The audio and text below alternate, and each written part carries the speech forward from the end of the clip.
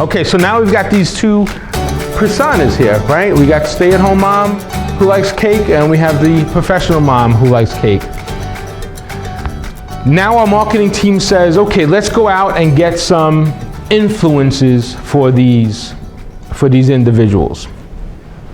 Where do we start looking for influences to help us promote the message, to help us promote the content? Where do we go? Where would you start? Where? Social media, right? What would you look for? Baking videos, right? Family type videos, right? Moms that are cooking already, things like that. And now you have your influencers, and you've got these influencers. You have the macro. You have macro influencers over here. You have the macro influencer over here, and then you have the micro influencer over here.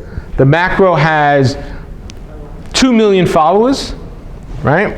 So it has 2 million followers. The micro has only 10,000 followers.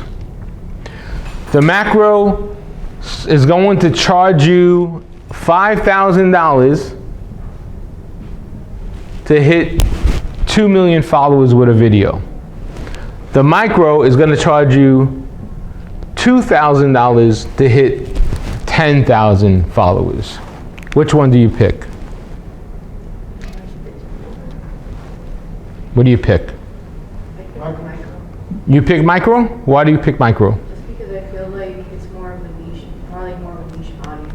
Depending, like, more niche, more targeted maybe, yeah? Why would you pick micro? Many people, many people. So you like macro because there's many people? Perhaps. Okay. The other one is more targeted. More targeted, yes. All right, so trick question, there's no right or wrong there, right? There's only gonna be things that are gonna work, and things that are not gonna work so well. I can't tell you that because I don't know what the campaign is. The key is the messaging has to be on point. Maybe this $5,000, if you divide it, if you see what the cost per impression is or cost per user, you take that 5,000 divided by 2 million, it's gonna be 0.00010 cents or whatever it is, right? Per user. Yeah, that looks good. But how many of those 2 million followers are going to be engaged with your brand? Okay, so maybe this micro follower who has 10,000 has more engagement. And I want to have more engagement. So let's do some quick math real fast just to see if this even pays off. The cake that we sell is $10 retail. You could buy the cake in any supermarket for $10. Okay?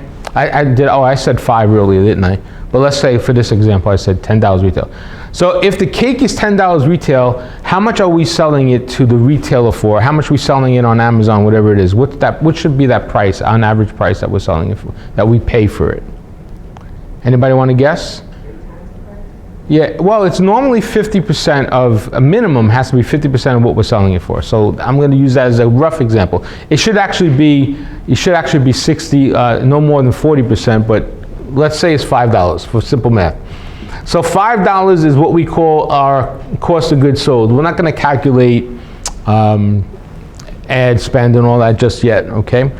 But $5, that means for every 1 unit we sell, we have $5 in our pocket. That doesn't mean we keep the $5, it just means we have $5 in our pocket, okay? $5 in our pocket. So who has a calculator? So do the math. If I spend $2,000 with this micro influencer, how many units do I need to sell just to pay for that $2,000? 400, so what are you doing? 400 times 5 gets to what? 2,000, right? Everybody agree with that?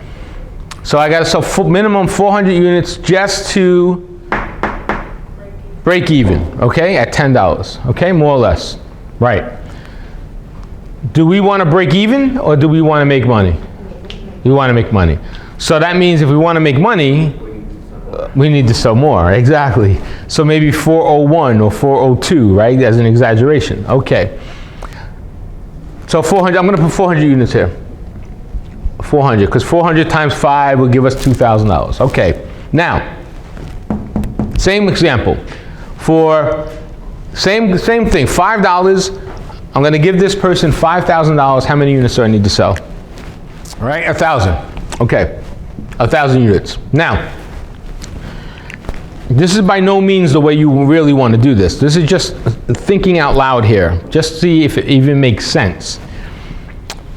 I have to sell 400 units with this influencer in order to pay for my $2,000 spend. I have to sell 1,000 units with this influencer in order to pay for my $5,000 spend. You have to really think about this. What are the chances that we will sell 1,000 units with this influencer? Okay? Now they have 2 million followers. I don't know what their engagement is. If their engagement is 10%, that means there's 200,000 that are engaged. That's great. If their engagement is 5%, that means there's only 100,000 that are engaged. So you have to sort of do the math here. It might be good. And I don't know if this micro would sell 400. If I had to guess, you'll probably make back your money faster here than you will there. That's just an assumption, but you have to roll out the math. So the question you need to ask your influencer when you're partnering with them is, hey, Joe, I love what you're doing. 2 million followers, that's great. You want how much? $5,000? Okay, great. I want you to do a reel for us. Let me ask you a question. In order for me to give you $5,000, I need to sell 1,000 units minimum. Of course, you need to sell more to make money, right? So you would tell them you need to sell 2,000 units because you want to make money on the deal. You don't want to lose money. What's the last product that you promoted, and how many units do you know you sold? You got to ask that question, right? If they don't give you an answer, then maybe that's not the person. I would ask that influencer the same question. So when you put on an influencer, when you partner with an influencer, yes, everyone has followings and that's great. There's micro, there's macro. That's all good. Not everything fits where it needs to fit though. You have to make sure that you are getting what you paid for. That's return on investment, ROI, or in some cases you might call it ROAS, return on ad spend, right? ROAS, return on ad spend. We want to get an X, what we call a conversion X. So that's really important. Now there's also brand awareness. You might have to pay for brand awareness and things like that.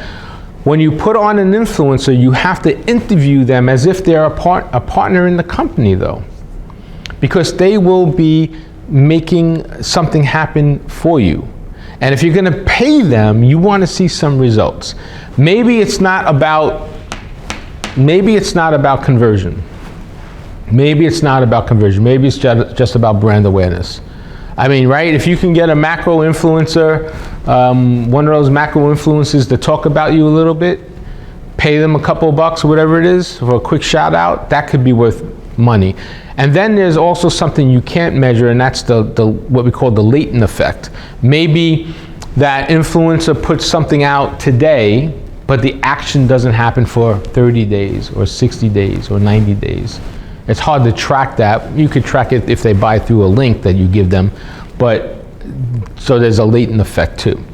So choosing an influencer is really important. You have to make them, you have to think about them as your salesperson. As your salesperson, why would you partner with them? And you need to interview them as if they're part of your team. Okay, you can get packages, and influencers have gotten smarter over the years. Way back when, we used to have a group called mommy bloggers. There used to be moms that used to blog, and I put together a program way back when, and I worked with mommy bloggers. They used to have a big conference where all the moms who had blogs came in, and they would charge $10,000 sometimes to write a blog about your product and things like that. I mean, they would get a lot of money. There are TikTokers now that are making $100,000, $200,000 a year by sponsoring products.